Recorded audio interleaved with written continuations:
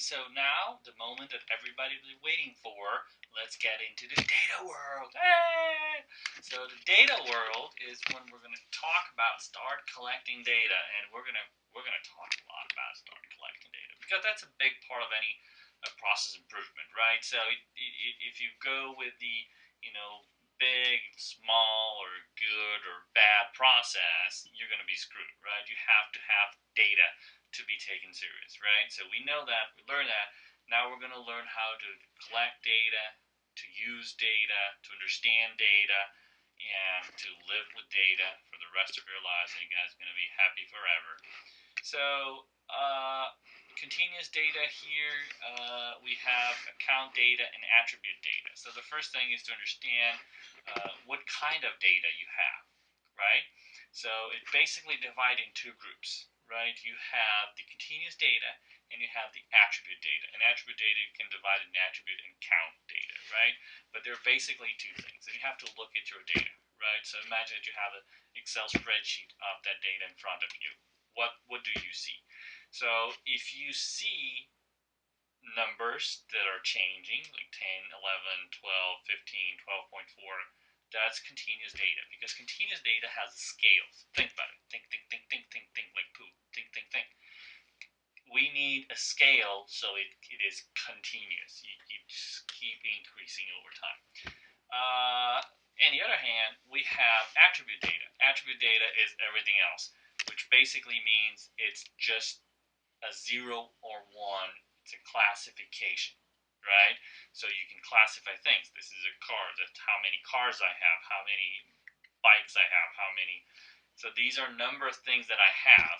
So if you look at the data, it's just going to say car, bike, car, bike. And that's how the data originally get to you. And you take that and say, oh, there's 10 cars and there's 2 bikes, right? So you're counting them. Because the only thing you have, it's a classification, right, of an attribute of that product, right? So go back to the original data and say, okay, how would I put that into an Excel cell, right? And we have these two types, right? And the count data, sometimes it's a little bit more information that I have, but you're still very similar to an attribute data there. We're counting how many times it is happening, but you're still classifying that. So it still can be one thing or another. It's either a 2-bedroom house or a 3-bedroom house, right? You're counting how many you have. It's not how many square feet you have in your house, because how many square feet is a continuous number. And then you can have houses in the data and how many square feet they are, right? And what is the cost of them? These are all continuous data, right? But you're going to say, okay, which ones are 2 bedrooms, which ones are 3 bedrooms? Well, now we're going to attribute data. Okay? Does that make sense? I hope so. Not with you guys now. So continuous data, here's what I explained: lead time, cost, weight. Count data or attribute data here are very similar. Here I'm counting something, I'm classifying something. We're going to see the difference between count and attribute data. It's just because, here in accounting I can have more than one happening at the same time, but it's basically the same thing, okay?